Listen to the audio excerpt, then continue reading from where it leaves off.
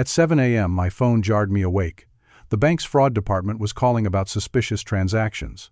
Not on my account, but on the joint family fund I had set up to help my daughter and her husband. For months, Greg had explained away every small withdrawal as just for taxes or business expenses. Now, the analyst was describing a pattern of nearly identical transactions, carefully structured to avoid detection. My stomach dropped. I had trusted him completely with not just my money, but my daughter's future. Trust is something I built my entire career on. As a financial advisor for 40 years, I helped hundreds of families secure their futures, and I prided myself on spotting red flags. Now, at 68, I should have known better. Perhaps my love for Jessica blinded me. My daughter always made me proud. Jessica pursued teaching with passion, despite my hopes she'd follow me into finance. "Dad, not everyone measures success by their bank account," she'd say with that smile that reminded me of her mother. When she met Greg Thompson at a friend's wedding 6 years ago, I was cautiously optimistic. He was charming, well-spoken, and seemed genuinely interested in my financial expertise. After their engagement, we spent many evenings discussing investment strategies and retirement planning. I thought I'd finally found someone who shared my values. Their wedding was modest, but beautiful. Nancy, my wife of 42 years, cried through the ceremony while I beamed with pride. We gave them a generous gift to start their married life, hoping they'd use it as a down payment on a house. Greg assured me they would invest it wisely. A year after the wedding, Jessica and Greg started trying for a baby. Month after month, their hopes were crushed.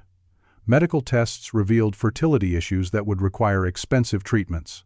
I still remember Jessica crying in our kitchen, while Greg sat stoically calculating costs on his phone. "We can help," I said without hesitation. Nancy squeezed my hand in agreement. We established a joint family account specifically for their medical expenses. I deposited $20,000 initially, with monthly additions of $2,000. Greg insisted on managing the account, given his accounting background. "I'll send you detailed expense reports," he promised. "You'll see every penny going toward giving you grandchildren." And he did, for the first several months. Meticulous spreadsheets with color-coded categories: medications, doctor visits, testing, and consultations. I was impressed by his organization and transparency. There were small withdrawals I questioned occasionally, always between $100 and $400, but Greg had plausible explanations. "That's for the clinic's processing fee. This covers the taxes on the medical payments. This is for the specialized medication courier." I accepted these explanations. Why wouldn't I? My son-in-law was fighting alongside my daughter to build our family's next generation. 6 months into the fertility treatments, we gathered for Sunday dinner at our house, a family tradition Nancy insisted on maintaining. Greg arrived looking particularly pleased with himself. "We have great news," he announced once we were seated. Jessica beamed beside him. "The doctor thinks we're excellent candidates for IVF. The success rates are much higher." Nancy clasped her hands together. "That's wonderful news." "There's just one issue," Greg continued, his expression shifting to concern. "The treatment package costs $20,000 more than we expected. With medication, specialized genetic testing, and multiple cycle coverage." I almost choked on my wine. $20,000? That's substantially more than we discussed. "The regular treatment isn't working, Dad," Jessica said softly. "This is our best chance."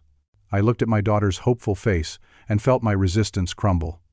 "Of course, whatever you need, I'll increase the monthly deposits." Nancy caught my eye across the table, her expression questioning. She had always been more perceptive about people's motives than I was. Later that night, she voiced her concerns. "Don't you think Greg seems a bit too focused on the money aspect of all this?" "He's being practical," I defended. "Fertility treatments are expensive. Maybe call the clinic yourself, just to verify these costs," she suggested. To appease Nancy, I called the fertility clinic the next day, framing my questions as financial planning for my daughter's treatments. The receptionist quoted comprehensive IVF packages ranging from $15,000 to $25,000. The figure aligned with what Greg had said, but something about the conversation left me unsettled. I casually asked about additional fees and taxes. The receptionist seemed confused. "All costs are included in our package pricing. There are no hidden fees or taxes." That was the first moment a seed of doubt took root in my mind. Why was Greg making withdrawals for taxes that apparently didn't exist? I decided to watch more closely without raising alarms. Little did I know, this small inconsistency was just the first thread that would eventually unravel a tapestry of deception Greg had been carefully weaving around our family.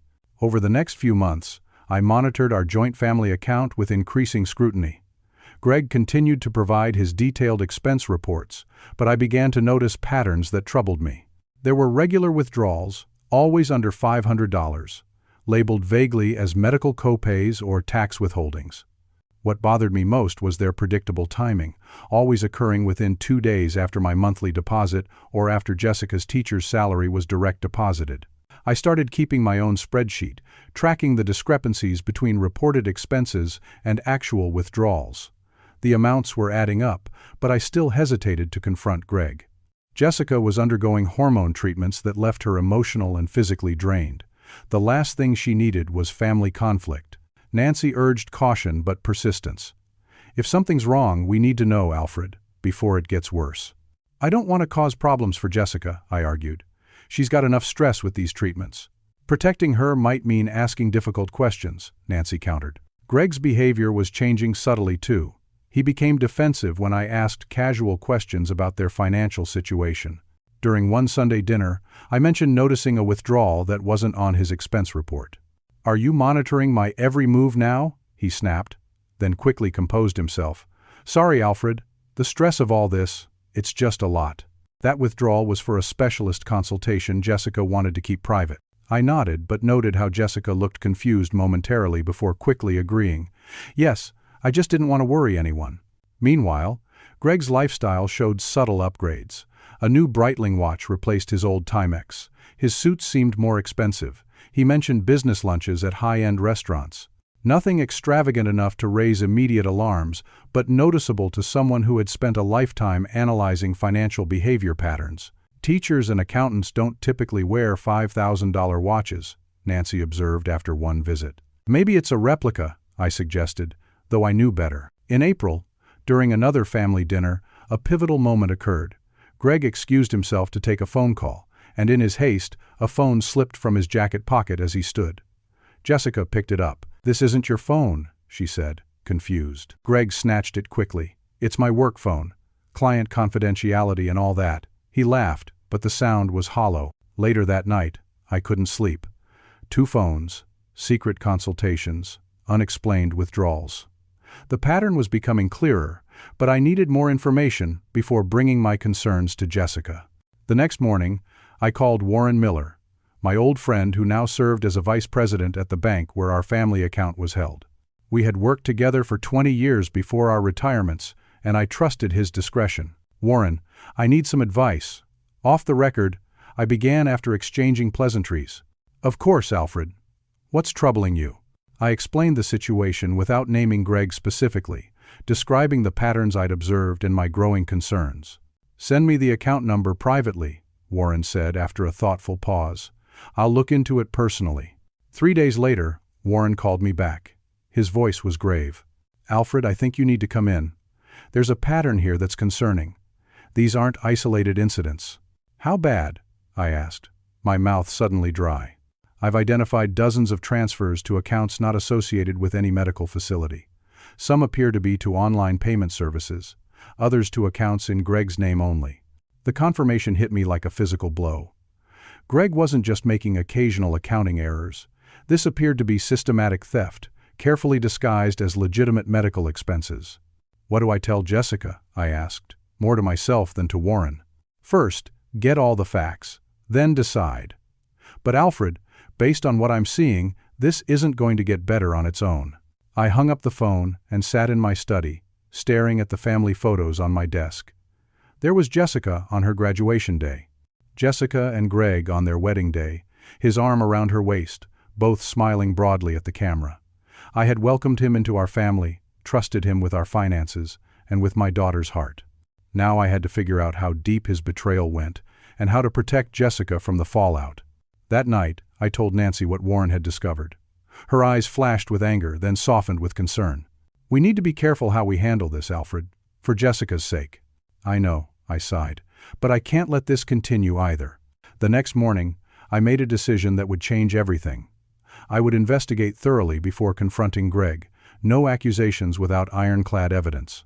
Jessica deserved nothing less than the complete truth, however painful it might be to uncover. The hardest part about investigating your son-in-law for financial fraud is maintaining normalcy. Each Sunday dinner felt like an elaborate charade, watching Greg interact with my family while knowing he might be systematically stealing from us. I studied his mannerisms, noted how he subtly redirected conversations away from finances, observed the way he monitored Jessica's interactions with us. With Warren's discreet guidance, I began cataloging every suspicious transaction from the past year. I created a comprehensive spreadsheet with dates, amounts, stated purposes, and actual destinations of funds when we could trace them. The pattern was undeniable: small withdrawals, always timed after deposits, with plausible but vague explanations. I noticed something particularly disturbing. The withdrawals often came the day after Jessica's teaching salary hit their joint account. Greg was methodically skimming from my deposits and from my daughter's hard-earned money. "You need professional help with this," Nancy insisted after I showed her my findings. "This is beyond a few questionable withdrawals." She was right. I contacted Frank Dawson, a retired financial crimes investigator who now worked privately. Frank had consulted for my firm years ago on suspected embezzlement cases. His discretion was legendary and his thoroughness unmatched. "I need this handled quietly," I explained during our first meeting in a coffee shop 20 miles from my home to avoid any chance encounters with family. "My daughter's going through fertility treatments. The stress of this could affect her health." Frank reviewed my documentation, his expression growing more serious with each page. "You've done good preliminary work, Alfred, but we need to go deeper. With your authorization, I can trace where these funds are actually going." "Do whatever's necessary," I said, sliding him a check for his retainer. "I need to know everything." 2 weeks later, Frank called requesting an urgent meeting. We met at the same distant coffee shop. "It's worse than we thought," he said without preamble. "I've traced substantial funds to online gambling sites, horse racing, poker, sports betting. There are also transfers to luxury retailers, high-end restaurants, and hotels where your daughter wasn't present." My hands trembled as I reviewed his detailed report. "How much are we talking about?" "From what I can verify so far, at least $40,000 over the past 2 years. But that's conservative. There are cash withdrawals I can't track." I felt physically ill. $40,000. Not just taken from me, but from Jessica's future, from their chance to have a child. "There's more," Frank continued reluctantly. "I found evidence he's been making regular payments to a woman named Amber Lockwood, monthly transfers of varying amounts." "Who is she?" I asked, though I feared I already knew. "I'm still investigating, but preliminary findings suggest she works as an administrative assistant at the fertility clinic your daughter attends." The implications were staggering. Was Greg involved with this woman? Were they collaborating to inflate medical costs? How deep did this betrayal go? "What do I do now?" I asked, feeling uncharacteristically helpless. "That depends on what you want the outcome to be," Frank said. "If you want legal consequences, we gather evidence for the authorities. If you want this handled privately, we prepare for a confrontation." I thought of Jessica, her hopes pinned on these fertility treatments, her trust in her husband complete. I couldn't let this continue, but I needed to be strategic. "I need to confront him first," I decided. "Give him one chance to come clean and make this right." The opportunity came sooner than expected. Jessica called the next day, saying she'd be working late on parent-teacher conferences. Greg would be coming alone to pick up some fertility medication Nancy had collected from the pharmacy. When he arrived, I invited him into my study. He seemed relaxed, completely unaware of what was coming. "Greg, we need to talk about the joint account," I said, closing the door behind him. His expression flickered momentarily before settling into casual confidence. "Sure, Alfred. Something wrong?" I placed Frank's report on the desk between us. "I know about the gambling, Greg, the luxury purchases, the money that never made it to the fertility clinic." The color drained from his face. He reached for the report with a trembling hand. "I can explain." "Please do," I said, my voice steady despite the anger churning inside me. "It started small," he began after a long pause. "Just a few bets to relieve the stress. Then I fell behind, tried to win it back. The story poured out, the classic gambler's spiral, small victories feeding bigger risks, mounting losses requiring larger bets to recover. "And Amber Lockwood?" I asked. His eyes widened. "How do you know about Amber?" "That's not important. What's important is what you're going to do to fix this. Jessica doesn't know yet.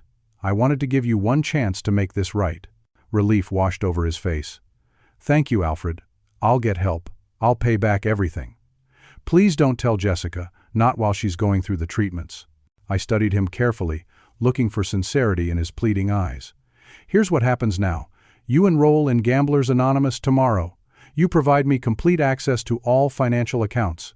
You transfer back what you've taken, starting with $10,000 by the end of the week." "10,000? I don't have that kind of money right now," he protested. "Figure it out. Sell the watch. Return the things you bought.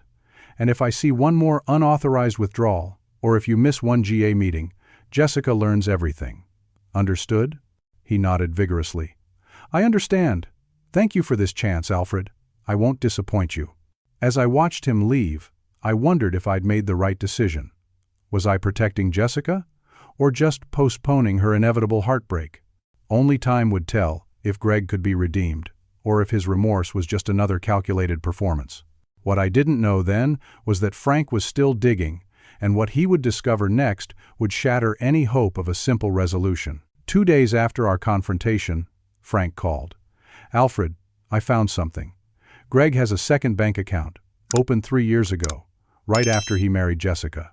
There are regular deposits matching the withdrawal pattern from your joint account." "How much?" I asked, my brief hope for Greg's redemption crumbling. $75,000 at minimum. "This isn't occasional gambling, Alfred. This is systematic theft over years." $75,000. The figure stunned me.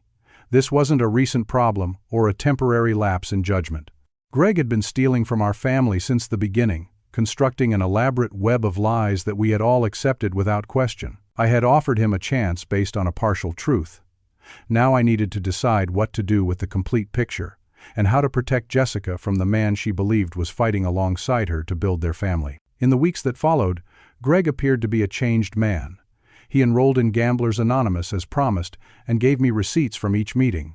He provided complete access to what he claimed were all his financial accounts. He even transferred $8,000 back into the joint family account, explaining apologetically that he'd had to sell some personal items to raise the funds. "I'm getting help, Alfred," he assured me during a private conversation after Sunday dinner. "The program is really working for me. I haven't placed a bet in 3 weeks." I nodded, maintaining the facade of tentative forgiveness while Frank continued his investigation. I had instructed him to dig deeper into both Greg's financial history and his relationship with Amber Lockwood from the fertility clinic. Meanwhile, Jessica brought joyful news that temporarily eclipsed my concerns. "Dad, Mom," she announced during dinner, her eyes shining with happiness. "The IVF was successful. I'm pregnant." Nancy burst into tears of joy, and I felt my own eyes welling up. Despite everything, my daughter might finally have the child she longed for. Even knowing what I knew about Greg, I couldn't help embracing him when he stood to accept congratulations. "Thank you for making this possible," he said earnestly, and for a moment I almost believed he was sincere. The following months were a careful balancing act. The family rallied around Jessica's pregnancy, while I maintained vigilant oversight of the finances. Greg continued attending GA meetings and financial counseling sessions I had arranged. He volunteered to create a budget for baby expenses and seemed genuinely committed to reform. Nancy remained skeptical. "People don't change this quickly, Alfred, especially not addicts." "Maybe the pregnancy scared him straight," I suggested, wanting to believe it for Jessica's sake. "The reality of becoming a father. Or maybe he's just getting better at hiding things," she countered. My phone rang at 6:30 one morning in Jessica's 4th month of pregnancy. Warren from the bank, calling outside business hours. "Alfred, I need you to come in immediately. There's something you need to see." An hour later, I sat in Warren's office, staring at mortgage application documents spread across his desk. "These were submitted last week," Warren explained. "A mortgage application for a vacation property in Lake Tahoe. $400,000.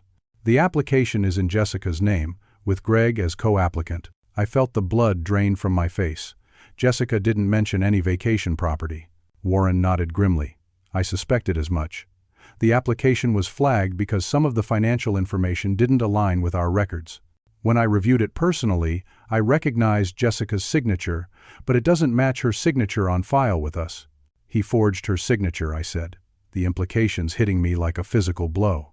There's more, Alfred. This prompted me to run a credit check. There are 6 credit accounts opened in Jessica's name within the last year. Combined credit limit of nearly $80,000. All nearly maxed out. I stared at the credit report Warren pushed across the desk. Department store cards, high-interest credit cards, a personal line of credit, all bearing Jessica's name, all incurring debt she knew nothing about. Identity theft, I said quietly. Yes, and because they're married, it's complicated legally. But there's a clear pattern of fraud here. What's he doing with all this money? I wondered aloud. The answer came from Frank later that same day. He had followed Greg to what was supposed to be a GA meeting. Instead, Greg went to an upscale hotel downtown, where he participated in a high-stakes poker game. He's not recovering, Alfred. He's escalating, Frank reported. And Amber Lockwood was there too. They're definitely involved. Frank had also uncovered communications between Greg and Amber discussing inflated treatment costs. They had been collaborating to overcharge for the fertility treatments, splitting the difference between actual costs and reported expenses. The betrayal was complete. Greg had not only continued gambling, but had advanced to identity theft, using my daughter's good credit and name to fund his addiction. Worse, the treatments that had finally resulted in Jessica's pregnancy had been part of the scheme, with Amber potentially compromising my daughter's medical care for profit. I sat in my study that night, surrounded by the evidence of Greg's deception. The carefully constructed facade of reform had been just another con, perhaps his most convincing performance yet. While Jessica celebrated new life growing within her, her husband was systematically destroying their financial future and potentially endangering her through his relationship with Amber. Nancy found me there, still awake at 2 a.m. "You have to tell her, Alfred," she said softly, placing her hand on my shoulder. "How do I tell my pregnant daughter that her husband is a liar, a thief, and possibly cheating on her with someone from her fertility clinic?" My voice broke. The stress could harm the baby. And what happens when she delivers that baby into a financial disaster? When she discovers her identity has been stolen and her credit destroyed? When she realizes the medical care she trusted might have been compromised?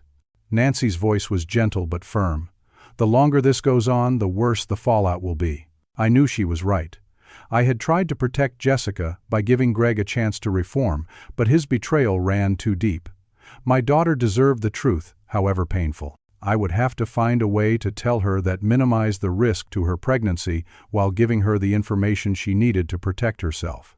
What I didn't know was that events were already in motion that would force my hand sooner than I expected.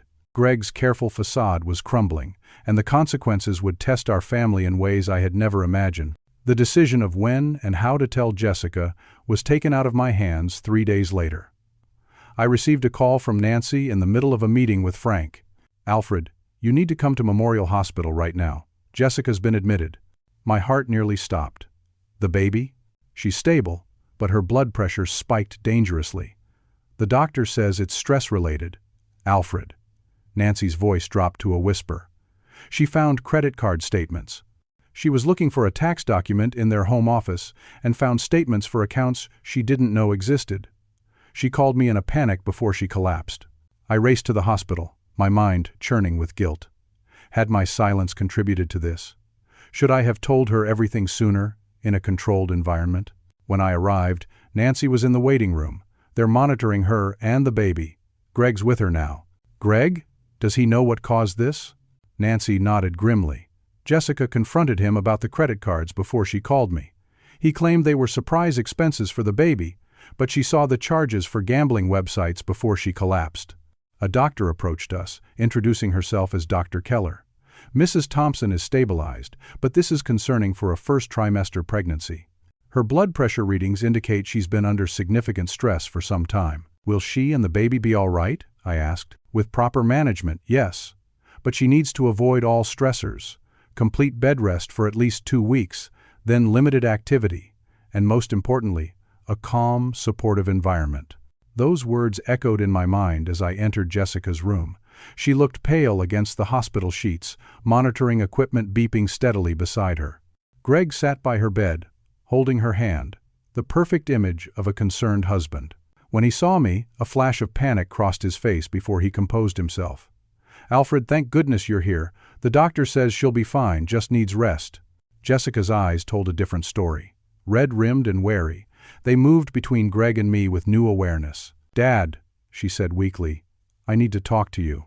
Alone." Greg stiffened but nodded. "I'll get some coffee." He squeezed Jessica's hand before leaving, whispering something I couldn't hear. Once the door closed, Jessica's composure cracked. "Dad, there are credit cards, so many of them in my name, gambling websites. I don't understand what's happening."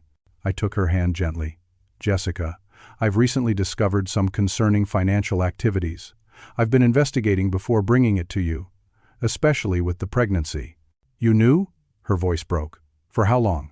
I explained as gently as possible what I had discovered, omitting the worst details about Amber and the extent of the theft to avoid further stress. "Why didn't you tell me?"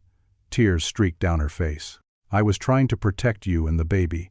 Greg promised he was getting help. I wanted to give him a chance to make things right." She closed her eyes, absorbing this painful reality. "What do I do now, Dad?" Before I could answer, the door opened. Greg returned, immediately sensing the changed atmosphere. His eyes darted between us, calculating. "What's going on?" he asked cautiously. "I think you should leave, Greg," I said firmly. "Jessica needs rest. We can discuss everything tomorrow." His expression hardened. "Discuss? What exactly? What have you been telling my wife?" "Just go, Greg. Please," Jessica whispered. "I can't do this right now." After he reluctantly left, I stayed with Jessica until she fell into an exhausted sleep. In the hallway, I found Warren waiting for me. "I came as soon as I heard," he said. "There's been a development. Greg attempted to access the joint family account an hour ago, trying to transfer the entire balance. Did he succeed?" "No. I placed a temporary freeze after our meeting yesterday, pending investigation. He called customer service quite aggressively when the transaction was declined." The implications were clear. Greg knew his schemes were exposed and was attempting to grab whatever funds he could before disappearing. Over the next few days, Jessica remained hospitalized while her condition stabilized. Greg maintained the concerned husband act during visiting hours, but grew increasingly erratic. Warren reported multiple attempts to access various accounts, and Frank discovered Greg had been missing work regularly, claiming family medical emergencies. During a private conversation at the hospital, Jessica made her position clear. "I can't trust him anymore, Dad, but I'm terrified about the stress of confronting this while I'm pregnant." "Let me handle it," I assured her. "You focus on the baby." I met with our family attorney, Diane Porter, to discuss options. We need to protect Jessica legally and financially, without creating more stress during her pregnancy. Diane outlined a plan that would shield Jessica from the worst financial implications of Greg's actions while laying groundwork for eventual separation. Identity theft between spouses is complicated, but we have solid evidence of forgery and fraud. First priority is damage control. As we implemented Diane's recommendations, securing Jessica's remaining assets and documenting the fraud, Greg's behavior grew more desperate.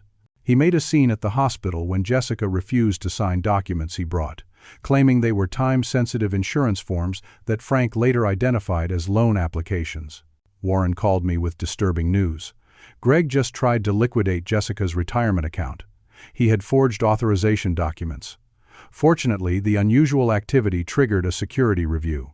It was becoming clear that Greg was preparing to disappear, attempting to gather as much money as possible before his schemes fully collapsed. His visits to Jessica became less frequent, replaced by vague excuses about work demands. When Jessica was released from the hospital to bedrest at our home, rather than returning to the house she shared with Greg, he reacted with controlled anger. "You're turning my wife against me during a vulnerable time," he accused, when I informed him of the arrangement. "This is Jessica's decision," I replied calmly. "Her doctor recommended a stress-free environment." His eyes narrowed. "If you think you can just cut me out of my wife's life and my child's future, you're mistaken, Alfred. I know things about your financial practices that wouldn't look good if they came to light." The threat was clumsy, but revealing. Greg was shifting from charm to intimidation, a dangerous escalation. Frank's investigation delivered the final bombshell later that week. I've confirmed Greg's relationship with Amber Lockwood, but it goes deeper than we thought. She's provided access to patient financial records, helping him identify vulnerable targets for previous scams. My blood ran cold. Previous scams? Frank nodded grimly. Greg Thompson isn't his original name. He was previously Gerald Tucker from Seattle. He has a record of financial fraud charges that were dropped when he made restitution. He's done this before, Alfred. The realization struck me with physical force. Greg wasn't just an opportunistic thief or a gambling addict who had spiraled out of control. He was a calculating predator who had targeted my daughter and our family from the beginning. Every step of the relationship had been part of a long con, including the fertility treatments and now the pregnancy. I immediately called Warren. "We need to lock down everything. Today." "Already in process," Warren assured me. "The bank's fraud department is fully engaged now." That evening, as I sat with Jessica explaining the latest discoveries as gently as possible, my phone rang. The bank's fraud department was calling. "Mr. Mercer, we've detected unusual activity on the joint family account. Someone is attempting a wire transfer of $87,000 to an account in Arizona. We need your verification before proceeding." This was it. Greg's final attempt to steal what he could before vanishing. I looked at Jessica's pale face, saw the protective hand she held over her pregnant belly, and made my decision. "That transaction is fraudulent," I stated clearly, "and I'd like to sign an affidavit to that effect immediately."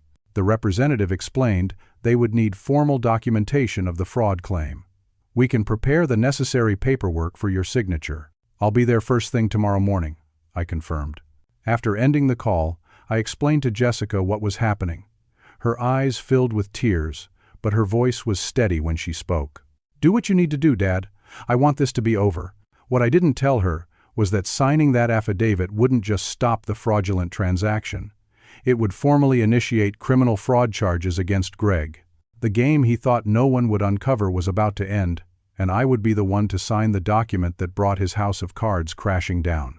The next morning dawned cold and gray, matching my mood as I drove to the bank. The weight of what I was about to do pressed heavily on me. By signing this affidavit, I wouldn't just be protecting our family's finances. I would be setting in motion events that would likely send my son-in-law to prison and permanently alter my daughter's future.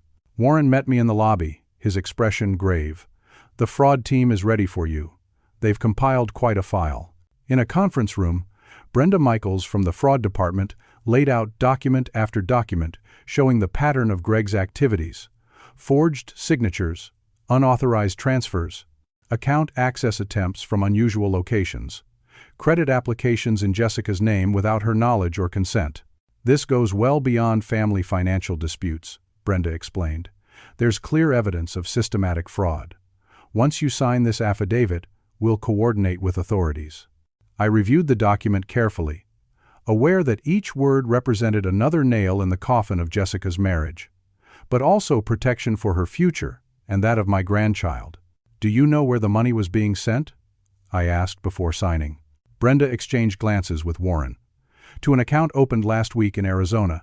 We've also detected inquiries about international wire transfer procedures from the same user credentials." The implication was clear. Greg was planning to run, likely overseas, where extradition would be difficult. I signed the affidavit, my signature solid and unwavering despite the turmoil inside me. "What happens next?" "The bank will file an official fraud report with the Financial Crimes Division and local authorities," Brenda explained. "Given the dollar amount and evidence of identity theft, they'll likely move quickly." I returned home to find Nancy and Jessica in the sunroom, Jessica resting on the daybed while Nancy worked on a baby blanket.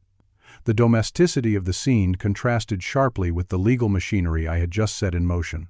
"It's done," I said simply. Jessica nodded, a complex mix of emotions crossing her face. "Did they say when?" Before she could finish, my phone rang. Frank's number.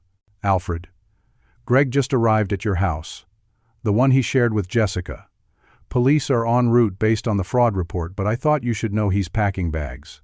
I thanked him and explained the situation to Jessica and Nancy. "He's running," Jessica said flatly. "He knows it's over." I called our family attorney, Diane, to inform her of the developments. She immediately moved to expedite the emergency protective order we had filed on Jessica's behalf. "I'll call the detective handling the case," she assured me. "They'll need to intercept him before he disappears." The next few hours passed in a haze of phone calls and updates. Greg had indeed been packing, loading suitcases into his car when police arrived. They found multiple passports under different names, nearly $30,000 in cash, and documents for accounts in Jessica's name that even our investigation hadn't uncovered. Detective Sanderson called me directly after the arrest. "Mr. Mercer, we'd like to speak with your daughter when she's able. There's evidence this may be part of a larger fraud operation involving multiple victims." I explained Jessica's pregnancy complications and asked for consideration regarding her condition. "Of course. We can arrange something that minimizes stress. But her testimony will be important." Later that afternoon, Jessica received a text from an unknown number. "Tell your father he's ruined everything. This isn't over." I immediately reported the contact to Detective Sanderson, who arranged for increased patrols past our home and an expedited hearing for the protective order. The following day brought another shock. Frank called with news about Amber Lockwood. "She's gone. Cleared out her apartment, left her job without notice. But I managed to access her work email before the account was deactivated." His voice tightened. "Alfred, she and Greg were discussing fertility treatment protocols. Dosages. Success rates." My blood ran cold. "Are you saying they manipulated Jessica's medical treatment?" "I'm saying it's possible. They were certainly discussing it. I forwarded everything to Detective Sanderson." I hung up, feeling physically ill. The depravity of Greg's betrayal seemed to have no bottom.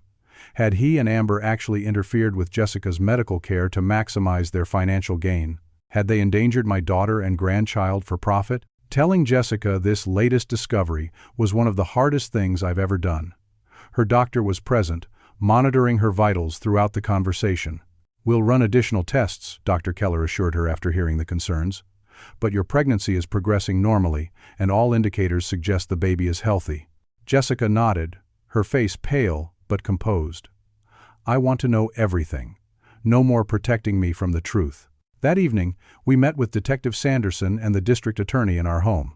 They explained the charges being filed against Greg: wire fraud, identity theft, forgery, financial elder abuse, and potentially conspiracy related to the fertility clinic concerns. "The evidence is overwhelming," the DA explained. "We've already been contacted by his lawyer about a potential plea deal." "What kind of deal?" I asked, concerned he might escape serious consequences. "Nothing's finalized. But given the extent of the fraud and the multiple victims we're now identifying, any deal will involve significant restitution and jail time." Jessica listened quietly, one hand resting protectively on her stomach. When they finished, she had just one question. "How many others were there? Other women he did this to?" Detective Sanderson's expression softened with compassion. "We've identified 3 prior victims so far, all following a similar pattern: relationship, marriage, financial integration, then systematic theft and identity fraud. You're not alone in this, Mrs. Thompson." Something shifted in Jessica's expression at those words. The realization that she wasn't uniquely gullible or blind, but had been targeted by a practiced predator, seemed to lift some of the shame she'd been carrying. The protective order was granted the next day, legally barring Greg from contacting Jessica or coming near our home. His bail hearing resulted in detention due to flight risk, given the evidence of preparations to leave the country and multiple identities. At Jessica's request, I arranged a meeting with our attorney to discuss divorce proceedings and legal name changes for both her and the baby, to disconnect them from Greg's toxic legacy. "I want my child to have a fresh start," she explained, "without his name or his shadow hanging over us." The weeks that followed were filled with legal proceedings, medical appointments, and gradual healing. Jessica's condition stabilized as the immediate stress of Greg's presence was removed, though she remained on modified bed rest as a precaution. The financial damage was extensive but not insurmountable. With Warren's help, we disputed the fraudulent credit accounts and began the lengthy process of restoring Jessica's credit. The bank's fraud insurance covered a significant portion of the stolen funds, and Greg's seized assets would eventually provide additional restitution. 1 month after Greg's arrest, we received news that Amber Lockwood had been apprehended in Nevada, attempting to cross into Canada with documentation linked to previous victims. Her arrest yielded additional evidence about their operation and confirmed they had been working together for years, targeting vulnerable individuals. As Jessica's pregnancy progressed, she began to focus more on the future and less on the betrayal. She transformed the guest room in our home into a nursery, accepting that she would be staying with us for the foreseeable future. "I never thought I'd be a divorced single mother before my baby was even born," she reflected one evening as we sat on the porch.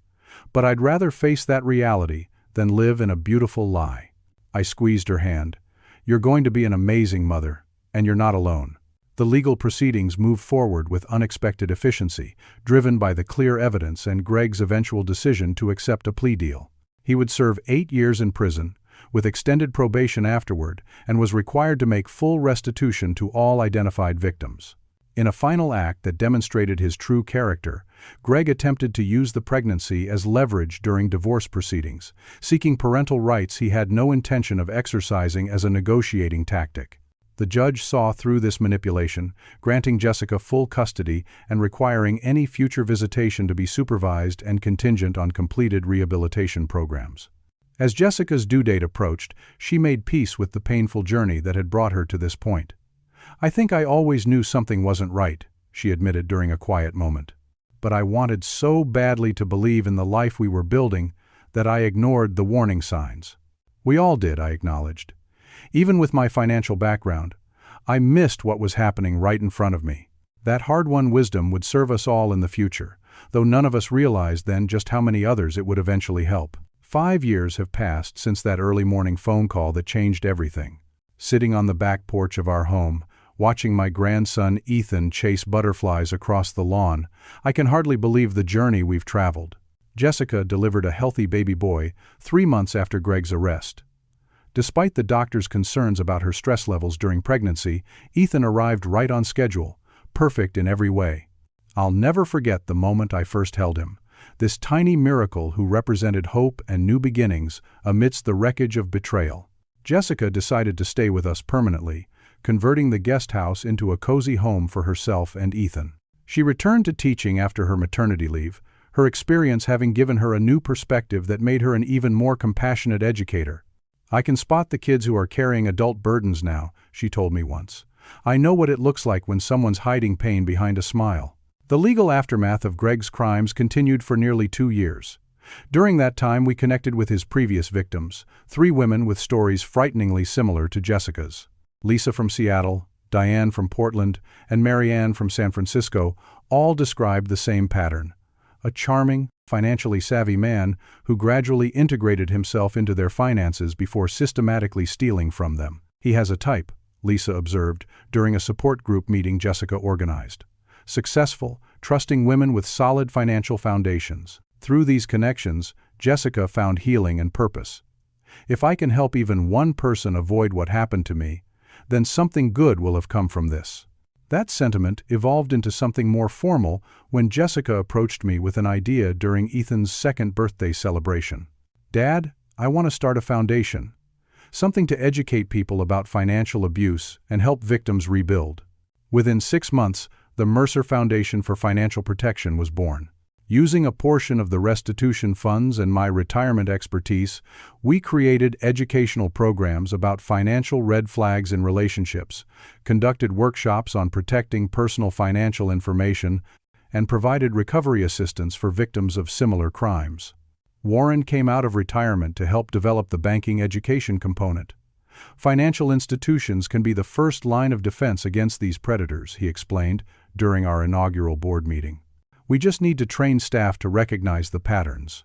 The foundation grew beyond our expectations, eventually partnering with law enforcement, domestic violence organizations, and financial institutions across the country. Jessica became its public face, her story lending credibility and urgency to our mission. "Financial abuse leaves no bruises," became her signature line during presentations. But the damage can last a lifetime. Greg served his sentence without showing genuine remorse, maintaining that he had simply made poor financial decisions rather than orchestrated deliberate fraud. His occasional letters to Jessica, attempting to re-establish contact, went unanswered. She had legally changed both her and Ethan's last names back to Mercer, closing that chapter permanently. Amber Lockwood, facing multiple charges related to medical fraud and identity theft, eventually provided testimony against other participants in their scheme, including several who had operated in different states. Her cooperation led to reduced sentencing, though she still served 4 years for her role in the operation. The fertility clinic underwent a complete administrative overhaul after the scandal, implementing stricter verification procedures and financial transparency measures. Dr. Keller, Jessica's physician who had been unaware of the financial manipulation, became an advocate for patient protections in medical billing. As for me, reaching 73 this year gave me perspective on what really matters.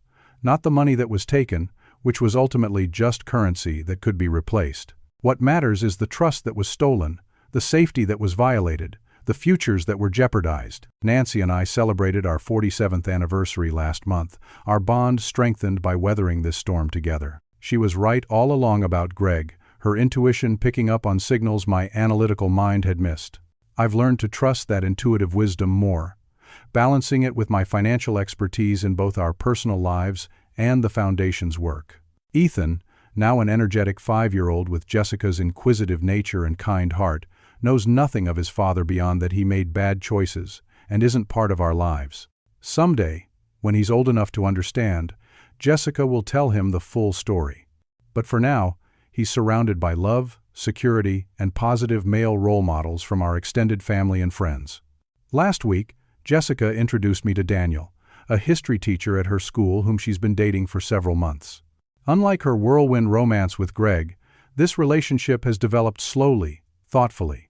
Daniel attended one of our Foundation workshops before they began dating, and Jessica tells me he voluntarily shared his financial information and background check early in their relationship. He understands why trust has to be earned, she explained. Watching Ethan run back toward me now, his small hands clutching a dandelion, I reflect on the lesson this ordeal taught me. Trust is precious, but it must be balanced with vigilance. Love shouldn't mean blindness. And sometimes, the greatest act of protection is pulling back the curtain on deception, however painful the light might be. "Grandpa, look what I found," Ethan exclaims, presenting his slightly crushed dandelion. "It's beautiful," I tell him, lifting him onto my lap. "Do you know what we do with these?" He shakes his head, eyes wide with curiosity. "We make wishes," I explain, showing him how to blow the seeds into the wind. But then we have to work to make those wishes come true. Magic only gets you so far. As the seeds scatter across the yard, carried on the spring breeze, I make my own silent wish, that Ethan grows up understanding both the value of trust and the importance of verification, that Jessica finds the lasting happiness she deserves, and that our Foundation continues helping others recognize financial predators before they can cause damage. The bank's phone call that morning 5 years ago didn't just save our family from further financial exploitation, it began a journey that transformed pain into purpose, betrayal into wisdom. By signing that single document that ended Greg's schemes, I didn't just protect my family, I set us on a path to protect countless others. Have you ever overlooked red flags in a relationship because you wanted to believe the best about someone? What financial warning signs do you think are most important to watch for with those closest to you? I hope sharing our story helps someone recognize these dangers before experiencing similar pain. If this resonated with you, please like this video, subscribe to hear more stories that might protect you or someone you love, and share it with anyone who might benefit from these hard-earned lessons. Thank you for listening to our journey, and I wish you both trust and wisdom in all your relationships.